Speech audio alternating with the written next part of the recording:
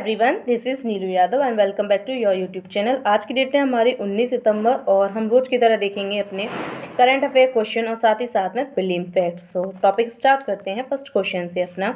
कभी कभी समाचार में देखे गए उत्तरजीविता यानी कि सर्वाइवल इंटरनेशनल के अधिकारों की वकालत करता है। यानी कि जो सर्वाइवल इंटरनेशनल है वो किसके अधिकारों की वकालत करता है?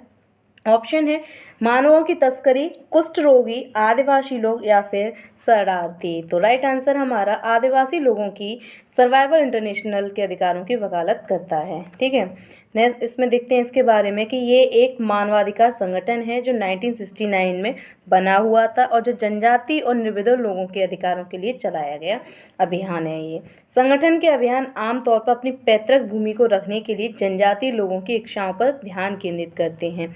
सर्वाइवल इंटरनेशनल का कहना है कि इसका उद्देश्य आदिवासी लोगों के आत्मनिर्णय को बढ़ावा देना है। तो हमारा सर्वाइवल इंटरनेशनल है जो गठित हुआ था 1969 में और मानवाधिकार संगठन है जो, ठीक, और ये काम करता है किसके लिए? आदिवासी या जनजातीय लोगों के लिए। नेक्स्ट क्वेश्चन पे पढ़ते हैं। नेक्स्ट क्वेश्चन है हमारा हैग कोड ऑफ कंडक्ट यानी HCOC जो अक्सर खबरों में देखा जाता है, किससे संबंधित है? फर्स्ट ऑप्शन संयुक्त राज्य के लिए काम करने वाले सिविक सेवकों के लिए आचार संहिता। दूसरा है बैलिस्टिक मिसाइलों के प्रसार की रोकथाम। तीसरा है सदस्य देशों द्वारा जैविक हथियारों के उपयोग पर प्रतिबंध और चौथा है उपरोक्त में से कोई नहीं। तो इसका आंसर है बैलिस्टिक मिसाइल के प्रसार की रोकथाम। तो HCOC है वो बैलिस्टिक मिसाइल की प्रसार की रोकथाम के लिए चलाया गया है। तो बैलिस्टिक मिसाइल प्रसार के खिलाफ अंतर्राष्ट्रीय आचार संहिता जिसे हैग कोड ऑफ कंडक्ट HCOC भी कहा जाता है 25 नवंबर 2002 को बैलिस्टिक मिसाइलों के प्रसार को रोकने के लिए एक व्यवस्था के रूप में स्थापित किया गया था। तो बैलिस्टिक मिसाइल प्रसार किससे संबंधित है? हैग कोड ऑफ कंडक्ट किससे संबंधित है? बैलिस्टिक मिसाइल प्रसार से। थर्ड क्वेश्चन पे आते हैं हम। दक्षिण से उत्तर तक भारत के निम्नलिखित भारतीय राष्ट्रीय उद्यान और वन्यजीव अभयारण्यों की व्यवस्था करें। यानी कि हमें ये साउथ से लेके नॉर्थ की ओर में लगाने हैं इस तरीके से। ऑप्शन में है दुधवा, बांधवगढ़, केवल नामजाओ, सिमलीपाल। तो कूट है हमारे 4 2 3 1, 3 1 4 2 या 4 2 1 3, तो 1 2 4 3। राइट आंसर है 4 2 3 1, यानी कि पहले आएगा सिमलीपाल, बांधवगढ़, केवल नामजाओ और दुधवा। ठीक, तो देखते हैं इनकी पोजीशन कहाँ है। तो दुधवा है वो यूपी में पड़ता है, उत्तर प्रदेश के दलदली घास के मैदानों के तराई बेल्ट में है। और बांधवगढ़ है ये मध्य प्रदेश के उमरिया जिले में स्थित है।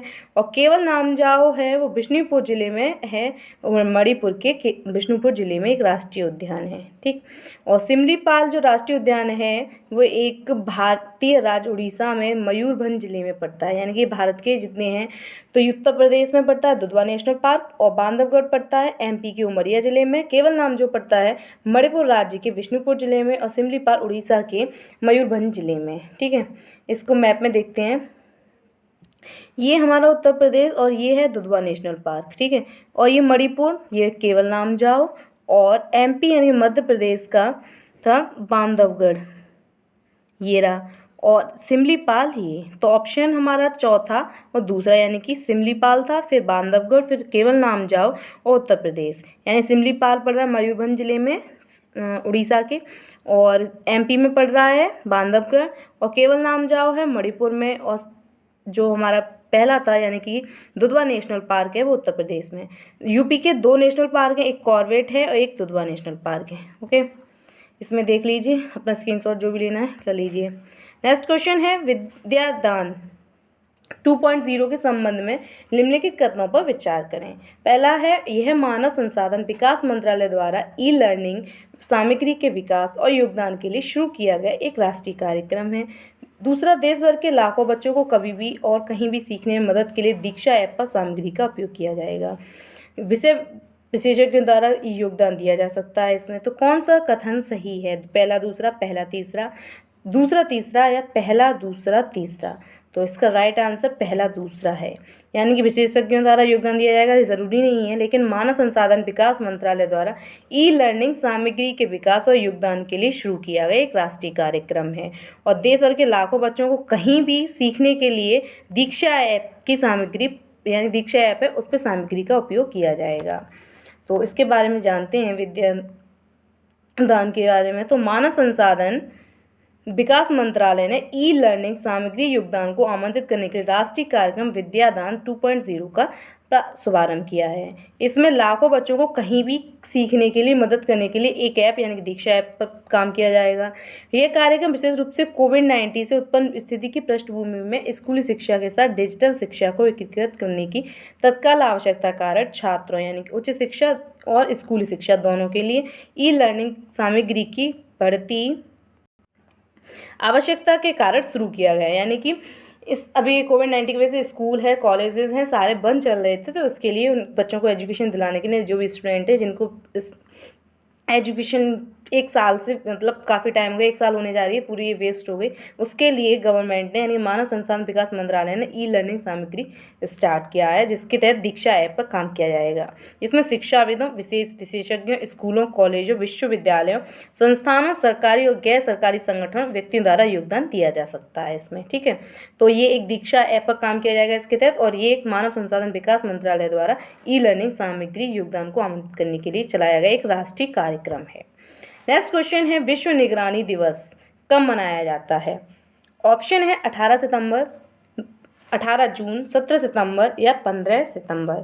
तो राइट आंसर है इसका ऑप्शन ए यानी कि 18 सितंबर। 18 सितंबर को विश्व जल निगरानी दिवस मनाया जाता है। अगर इसकी शुरुआत की बात करें तो ये 2003 से स्टार्ट हुआ था। ठीक है, 2003 से 18 सितंबर को विश्व जल निगरानी दिवस मनाया गया, और ये इस 2003 में जब बनाया था तो अमेरिका का एक स्वच्छ जल फाउंडेशन था, ACWF यानी कि American clean water foundation, ACWF, इसके तहत स्टार्ट किया गया था। लेकिन वर्तमान में जल पर्यावरण महासंघ और अंतर्राष्ट्रीय जल संघ द्वारा किया जाता है।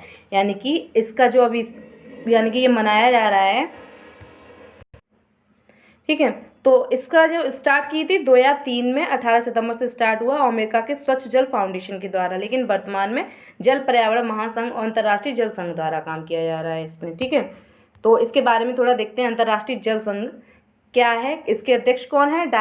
डायनेसियास। इसका मुख्यालय लंदन यानी कि यूके में। अंतर्राष्ट्रीय जल संघ की स्थापना हुई थी 1998 में, और जल पर्यावरण महासंघ के अध्यक्ष हैं जैकलिन ए जेरेल, और महासंघ की इसकी स्थापना की गई है 1928, और इसके मुख्यालय है वर्जीनिया, संयुक्त राज्य अमेरिका।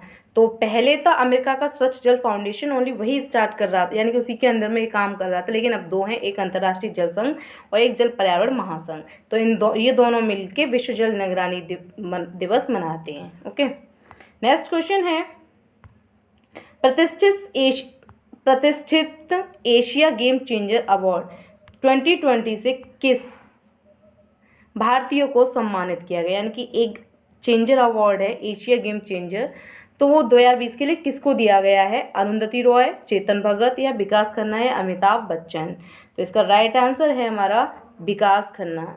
ये दिया गया है, ये एक अग्रणी संगठन है जो 6 सम्मानों में से एकमात्र, यानी कि 6 सम्मान दिए जाते हैं इस संगठन के द्वारा, उसमें से एकमात्र भारतीय जो यानी कि जो विकास खन्ना है उनको चुना गया है। ये एक सैफ है, इनको इसलिए चुना है क्योंकि इन्होंने अपने न्यूयॉर्क में, यानी कि न्यूयॉर्क में रहते हैं मैनहट्टन, वहाँ से हज़ारों मील दूर यानी कि भारत में अपने विशाल भोजन वितरण अभियान को चलाया है। ठीक है, तो कोविड-19 के तहत, यानी कि जब कोविड-19 स्टार्ट हुआ था, यानी कोविड का असर हुआ था, तो ये मैनहट्टन न्यूयॉर्क में रह रहे थे, तो वहाँ से भारत में अपने विशाल भोजन वितरण अभियान का स्टार्ट किया। इसके लिए इनको एशिया गेम चेंजर अवार्ड यानी 2020 से सम्मानित किया जाएगा। और इस सम्मान की शुरुआत करें तो एशिया सोसाइटी द्वारा, जो अमेरिका का एक गैर लाभकारी संगठन है, उसके द्वारा स्टार्ट की गई थी। तो एशिया गेम, नाम एशिया है लेकिन चलाया गया एक गैर लाभकारी संगठन है, वो अमेरिका द्वारा चलाया गया है। ठीक है, तो एशिया सोसाइटी द्वारा ये दिया जाता है, और अमेरिका का जो गैर लाभकारी संगठन है, और ये किसको दिया गया? विकास खन्ना को, जो एक सैफ हैं, क्योंकि उन्होंने किसके लिए? कोविड-19 के चलते हुए भारत में विशाल भोजन वितरण अभियान को चलाया था। नेक्स्ट क्वेश्चन है हमारा, हाल ही में ONGC किस देश के तेल क्षेत्र से बाहर निकला है? ठीक है, बाहर निकल गया है। इसमें ऑप्शन में है सऊदी अरब, ईरान, इराक, सूडान। इसका राइट आंसर है सूडान, यानी कि सूडान से भारत का जो था ONGC, वो तेल क्षेत्र से बाहर, सूडान के तेल क्षेत्र से बाहर निकल आया है। ONGC की बात करें तो इसकी फुल फॉर्म है oil and natural gas corporation. ठीक है, नेचुरल गैस कॉरपोरेशन। तो ये भारत का है, एक तेल क्षेत्र, तो वो किस देश से अलग हुआ है, वो सूडान से हुआ है। नेक्स्ट क्वेश्चन, हाल ही में अरुण जेटली के नाम पर एक मल्टीपर्पज स्पोर्ट्स कॉम्प्लेक्स किस राज्य या किस केंद्र शासित प्रदेश में बनाया जाएगा। घोषणा की गई है कि अरुण जेटली थे, उनके नाम पर एक मल्टीपर्पज स्पोर्ट्स कॉम्प्लेक्स बनाया जाना है। तो कौन सा राज्य या यूटी है, तो जम्मू कश्मीर, केरल, राजस्थान, दिल्ली। तो इसका राइट आंसर है जम्मू कश्मीर। ठीक है, तो जम्मू कश्मीर में अरुण जेटली के नाम पर मल्टीपर्पज स्पोर्ट्स कॉम्प्लेक्स बनाया जाना है। नेक्स्ट क्वेश्चन, विश्व रोगी दिवस कब मनाया जाता है। 17 सितंबर, 18 सितंबर, 15 सितंबर या 16 सितंबर। अभी निकल के गया है, तो कौन सी डेट में मनाया गया, फर्स्ट यानी कि 17 सितंबर को विश्व रोगी दिवस मनाया गया है, जिसकी थीम थी स्वास्थ्य कार्यकर्ता सुरक्षा, रोगी सुरक्षा के लिए एक प्राथमिकता। ठीक है, स्वास्थ्य कार्यकर्ता सुरक्षा, रोगी सुरक्षा के लिए एक प्राथमिकता। अगर इसकी स्टार्टिंग की बात करें कि ये कब स्टार्ट हुआ था, तो ये हुआ था 25 मई 2019 को। ठीक, तो आज के लिए इतना ही। आज का क्वेश्चन है हमारा कि आज़ादी स्वतंत्रता फांसीवाद फिक्शन नामक पुस्तक के लेखक कौन है। एक पुस्तक है, हाल ही में पब्लिश की जा रही है। ठीक है, तो इसका यानी कि एक नॉन फिक्शन बुक है, जो एक निबंधों का संग्रह है। तो वो आज़ादी स्वतंत्रता फांसीवाद फिक्शन नाम की एक पुस्तक है, वो किसके यानी कि उसके राइटर कौन है। और दूसरा एक क्वेश्चन और है कि जो विश्व जल निगरानी दिवस, उसकी थीम क्या है। विश्व यानी कि 18 सितंबर को मनाया गया विश्व जल निगरानी दिवस, इसकी थीम क्या है। ये दो क्वेश्चन है, आज़ादी स्वतंत्रता फांसीवाद फिक्शन किसकी बुक है यानी किसके राइटर कौन है, और विश्व जल निगरानी दिवस की थीम क्या है। तो आज के लिए बस इतना ही। Thank you.